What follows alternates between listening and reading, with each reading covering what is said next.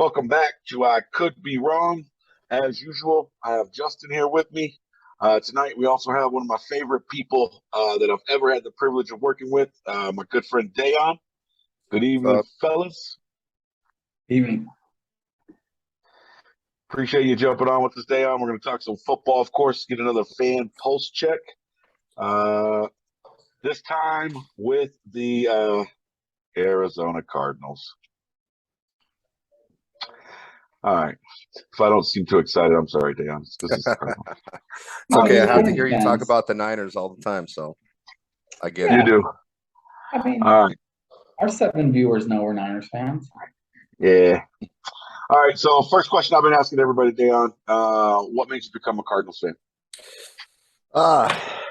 It's actually pretty simple. Obviously, as you know, I'm not from here. I moved here when I was to the States. I'm from Croatia, so I've been living in Arizona my whole life. I never really was into sports as a kid, but I started watching football probably when I was like, I don't know, maybe about 12, and obviously I was like, well, I can't root.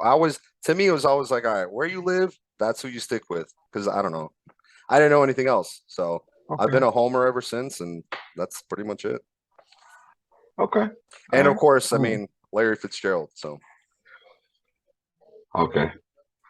I like that. I like Larry Fitz. I mean, he's no Jerry Rice, but he's pretty good. Well, if he had, best quarterbacks in history his entire career, maybe he would have been. So, yeah, I guess that's true. It does help to have Joe Montana and Steve Young. So. All right, cool. All right, let's jump into the real questions. Let's talk about the upcoming season. But before we do that, let me ask you this: how would you grade the Cardinals' offseason and why? Man, well, it was good for a while, and then things just kind of went downhill. Honestly, I think the draft was pretty good. I like obviously picking up Marquise Brown. In fact, you were the one that broke that news to me, so kudos to you on that. And then I thought everything was great until we found out about the D-Hop suspension. Obviously that's never good. Your best player, one of your best players being out. The whole Kyler Murray contract, honestly, what can I say that hasn't been said? By all of social media. There's really not much more that I want to add to that other than, hey, you got paid and, let's play football. I like some of the rookies that they drafted. I believe in the 3rd round, the 2 edge rushers. I forget the other one's name, but Myjai Sanders and Cam Thompson. I think they're good pickups. What would I grade it? I mean, you want like an actual grade, like a letter grade? Yeah, if you give it, just like a high school grade. Oh man, probably started off with like maybe like a C plus, and then kind of going more towards like a D minus. So I don't know. That's pretty much my take on it. Okay. All right. Yeah, I can. I see the ups and downs. Like I would have been definitely excited. You got Hollywood Brown to play opposite of D Hop. You still got AJ Green there, so you got some pretty good receivers. Obviously, the news about him running down the freeway. Yep. At 126 miles an hour is not good. But yeah, I think that's a good pickup for you guys. Hopefully, I think he's going to get suspended for a couple of games, but hopefully it doesn't impact you too much. All right, cool. You touched on the Kyler Murray contract thing, and you're right. It's been talked about a ton, so we won't spend a lot of time on it. But I do want to ask, put yourself in his position, right? Even though that clause is in there, you're taking the money too, right? Absolutely. I don't care what's in there. Exactly. Okay, yeah, that's what I'm thinking. I feel like that's easier for me to say, but yeah, very true. Absolutely, without a doubt. I'll do 8 hours a week. I don't care. I will hand that to my kid and be like, play with this iPad for 4 hours. Play with this for an hour a day. Yeah, for that much money. All right, cool. Justin, you got any follow-up for him? Yeah, I mean, it was a pretty tumultuous offseason, I think, for the Cardinals, honestly. They weren't able to re-sign Chandler Jones, which is a loss there. So that's another reason why I would give them a pretty, I wouldn't say a low grade, but middle of the road average grade for their offseason. They also, their draft, they did pick up some edge rushers to kind of help fill that void, but they didn't have a first round pick. They didn't have a fourth round pick. They didn't have a fifth round pick, but they did have a couple of thirds and then a bunch of like late seventh round picks. Um, Hollywood Brown, I mentioned in one of our other podcasts, I think that, he's going to actually benefit from being in the air raid system. So I do like that addition in the offseason and the trade to get Hollywood Brown. I think he's going to thrive. It's going to be huge for him actually not having to play alongside D Hop early on to help develop some chemistry, I think, with Kyler. And then when D Hop comes back, I think the chemistry is already there with D Hop and Kyler. So, allowing them all to be on the same page. That suspension in a kind of sneaky way is like a good thing, I guess, for Kyler and Hollywood, but not so much for the team. And then, the whole Kyler Murray thing, that was just like, I mean, even after they got the contract signed, like, come on, they started talking about clauses in there, like homework clauses. Yeah. Like, you couldn't just let it be. It was done and over with. There was no more noise surrounding the contract until that. But no, I thought that was pretty funny myself. And then they go and retract that, which just man, the noise just doesn't stop. But they wouldn't be the Cardinals if they didn't. Yeah. I would say they had the Browns that we have. They had an average off season, and I would give them a C. I think so. I'm glad you brought up the chemistry because the Marquise Brown and Murray are already best friends. Yeah, they already play together in college, so I think this is with the D Hop thing. You're right; it's a good good time for them to kind of bond and reestablish that. Another thing I forgot to mention too in the draft, the Trey McBride, the tight end that they picked up. I think that was a really, really underrated pick in my opinion. I think from what I've looked into him, from what he was being talked about being one of the best tight ends in all of college. So I think that was definitely an underrated pick. Yeah. I think it'll help out with D Hop being out at the beginning of the season. They're probably going to run a lot of two tight ends sets and things like that as well. So it'll probably help out get him some experience early too. Yeah, and I don't think they expect Max Williams to be fully healthy at the beginning of the season either. So. Yep. All right. So, all right, about a C, right in the middle of the road. I think I agree with that as well. All right, let's jump over to the next question here. Obviously, we've talked about a couple of them. Of the new additions to the Cardinals roster, which ones are you most excited about, Dale? Honestly, I was super excited about the Marquise Brown pick or the trade. Again, excited enough when it happened. Didn't realize that obviously it was because of the D-Hop suspension. If it was, that's just my my take on it. Yeah. I think it's going to be huge. Again, just stacking the weapons around Kyler. I think it's going to be not to say that he doesn't, that he lacks confidence, but I think that just having that extra weapon is going to be a huge boost to his confidence. Again, from what I've been hearing in, just reports from training camp and whatnot, Myjai Sanders, the edge rusher, it's hard to be excited about a rookie, but again, I think just like you said, Justin, losing Chandler Jones, you can't really replace that. Definitely not with a couple rookies, but again, I'm just really excited to kind of see what they bring to the table. What else we got? I think that's pretty much it. Just as far as the excitement about new additions. Yeah. You know what? I like the Hollywood Brown pickup because of the fact that him and Murray are so close, things like that. I would say this, of the guys on your roster that are probably the happiest about him being picked up I would say it's going to be AJ Green. Yeah. Especially when D-Hop comes back and you got those two guys on the outside. AJ Green, I imagine, is going to play the slot a lot. And he's gonna find some nice coverage matchups and probably have a sneaky good season once D Hop comes back, in my opinion. Yeah, it's unfortunate. The the biggest thing that AJ Green is known for last season is blowing that play against the Packers, but he's had a lot of good highlights last season. I think I agree, probably had a mediocre season, but you're right, that definitely helps him out. Yep.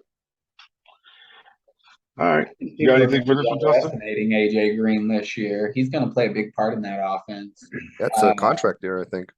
Yep. Yeah, and the one season he did have with Joe Burrow, he was really just getting his legs back underneath him. He was injured the year before. Burrow was also a rookie, so it's just one of those things where the guy he's obviously been a superstar in the league. So I think that having a full year with Kyler and that Cliff Kingsbury offense is really going to benefit him going into this year. And just another scenario where D Hop not being there, I think AJ Green being a veteran is really going to help out.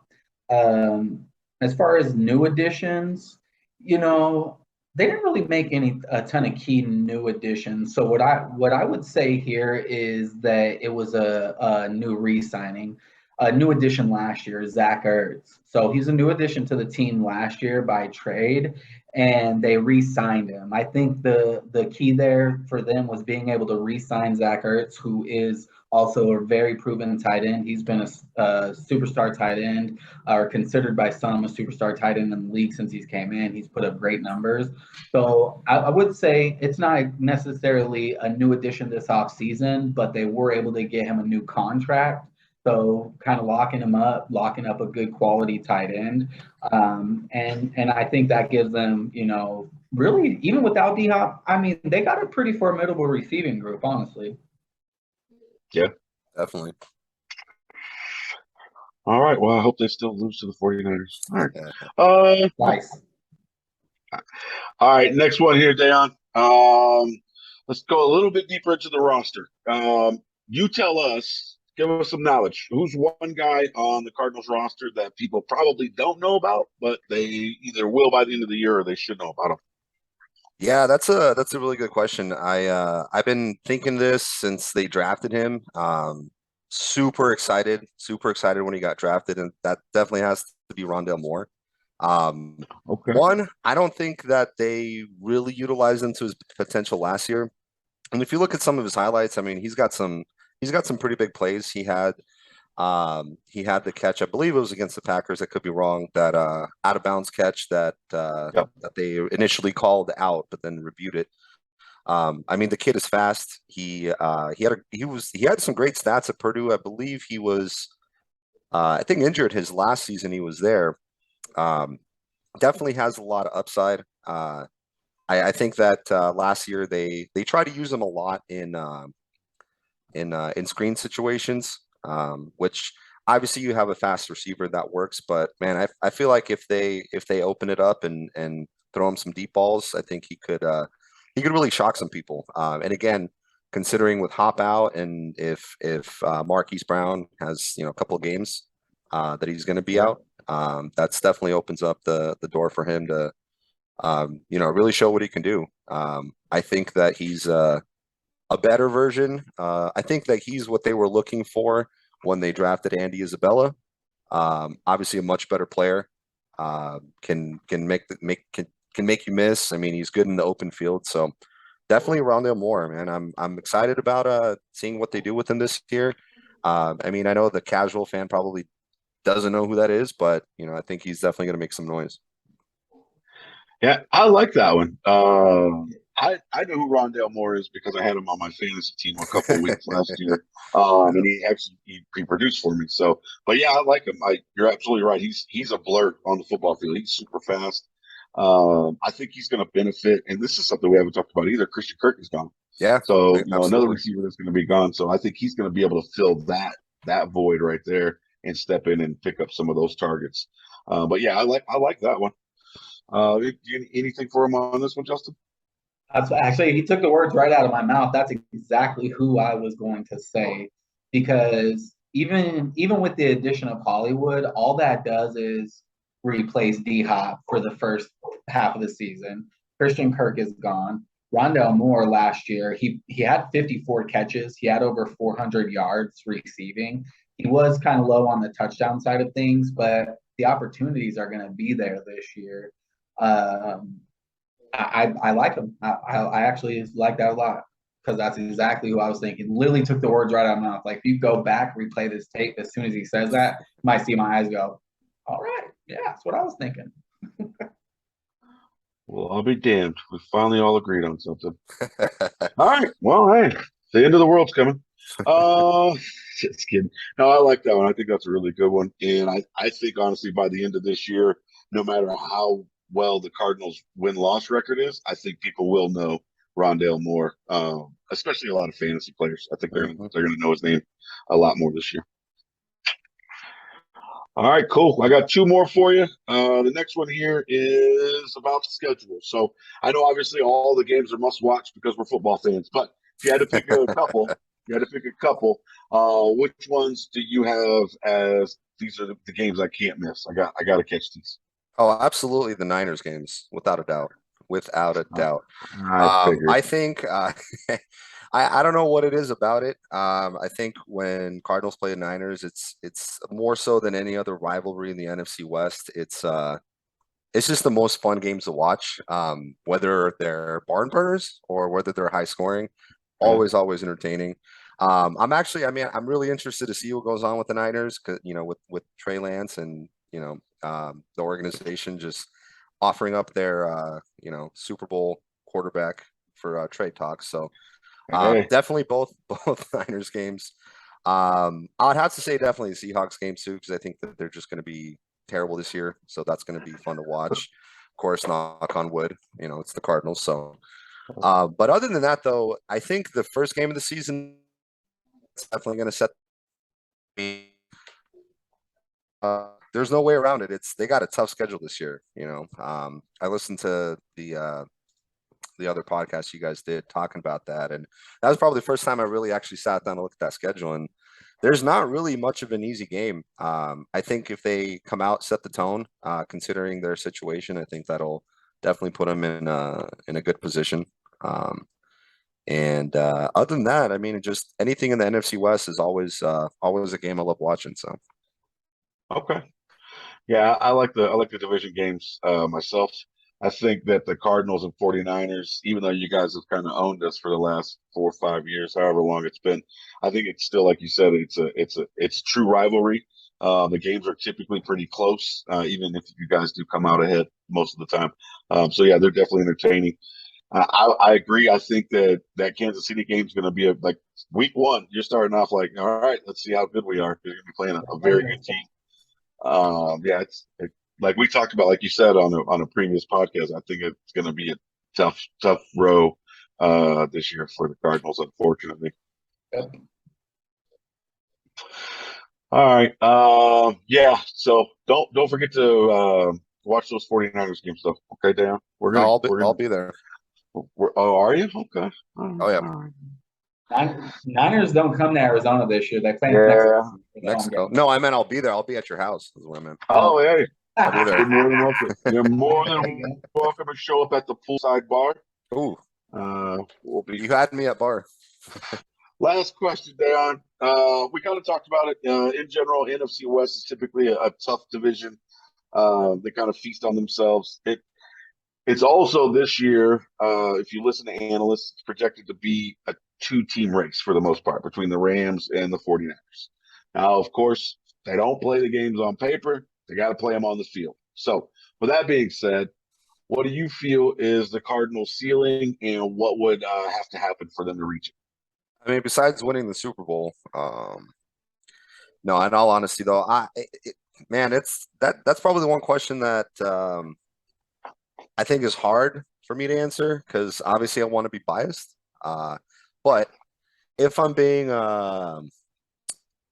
just taking it from an outside perspective, again, just talking about the schedule, and more so the first 6 games of the year, considering with Hop out and then playing, being front loaded with the Chiefs and the Raiders. I think honestly their ceiling this year is, I want to say 11 games. I think that's probably what, if I had to put money on it, that's what I would say. 11 games. Will they reach it? Honestly, I think that a lot of that, yeah, people might look at Kyler and, what is he going to do considering now that he's paid? But honestly, I think a lot of that hangs on Cliff Kingsbury's shoulders. I mean, we've seen some of the great things that he can draw up, but we've also seen some of his weaknesses. We've seen some moments where, he honestly, he just lacks some true leadership. He's a new head coach in the NFL. I get that, and he's learning. But I think if he can put it together, and the team can start out strong, maybe win 3 of those first 6 games without Hop. I know that's wishful thinking, but again, any given Sunday, you never know what's going to happen. I honestly think that if everything can fall in place for him, I think 11 wins definitely. And hopefully, I know it's, obviously the Rams, they're probably heavily favorite considering they, don't mortgaged all of their first round picks for the rest of eternity. That's what Jared Goff will do you. I think that obviously the Rams are most likely going to win the division, but I don't know. I think it's going to be a pretty close tie between the Niners and the Cardinals. I can see it. I can see it coming down to the wire for sure. Okay. All right. Um, I think it's going to take, and this is not me being a 49ers fan, it's just me looking at your schedule. I think it would take almost a miracle for them to win 11 games this year, Oh, yeah. with the suspension of D-Hop, because we saw what happened last year. Like, they were killing it, and then it's almost, I mean, you can look at it. When he went out, the offense just bogged down. And like you said, Cliff Kingsbury, he struggled to make adjustments. I think one of the bigger issues is the defensive adjustments Yeah. that he fails to make. Like, I give you an example last year, like the Jaguars game last year. The Cardinals should have lost that game against the Jaguars early in the season. They weren't making a defensive adjustments, and the Jaguars were somehow finding ways to score. Beat the And then Jaguars, yeah. and then Kyler Murray, he did what he did at the beginning of the season last year and brought them back, and they won. But that game was and a prime example of Cliff Kingsbury just not realizing that he needed to make adjustments on the defensive side of the ball. So, yeah, I think that he's going to be the key. But I think it's going to take some injuries to other teams, and you guys having almost perfect health to probably win 11 games this year. But if you do, I mean, that puts you in the playoff hunt for sure. And once you get in the tournament, that's all it takes is Anything getting goes, in, yeah. and anything goes after that. So, all right, Justin, what do you got on this one? I mean, I agree with you. Actually, I think it's gonna be tough for them to reach 11 games. I put their ceiling at 9 games, and it's not for lack of offense. It's actually the defensive side of the ball that scares me for the Cardinals. Like you mentioned, coaching, just making those defensive adjustments, but not just that. Now, you not only have to rely on your coach to be able to make the adjustments, but with a younger, less experienced defensive squad. So I just think that their defense, their lack of inexperience, and I mean they weren't a great defense last year either, anyway. So I think that's going to make it tough for them. They have the offense. They have all the weapons on offense. They added more. They re-signed Ertz. They have Hollywood. D Hop will come back at some point. I do like Rondale Moore. Max Williams will come back at some point. They've got a stud quarterback. So all the weapons are there on offense. They just don't have the defense. And they have such a tough schedule against very high-powered offenses. Yeah, for sure. Yeah, definitely. I think obviously J.J. Watt, hopefully being healthy will help. But who knows how long he'll be healthy? That seems to be his story. I'll say the Cardinals are going to put up a lot of points this year. They probably will be playing from behind in plenty of games. And so, if you play fantasy football, you should own a handful of Arizona Cardinals players because I do believe they'll be playing from behind in a lot of games. And garbage time points are fantasy gold. So go get you a Cardinals player in fantasy football. And take the over in almost all their games. All their games. All right, that's all I got for you, Dayon. Hey, I appreciate you jumping on with this, man. Yeah, it's fun. Like I said, I'm trying to get as many fan from as many fan bases as possible to hop on and do this with us. So again, I appreciate it, and maybe in the future I can get you to hop on another one, maybe during the season or something. Yeah, it was a pleasure. Thanks for having me. Definitely look forward to some more discussion. So anytime, just let me know. Absolutely, sir. All right, cool. Awesome. As usual, everyone, please like, subscribe, drop a comment, share with your friends, share with people you don't like, even just share with anybody. Be on the lookout for more content weekly. And last but not least, please be kind, even to Cowboys fans. Don't be nice to them. Maybe.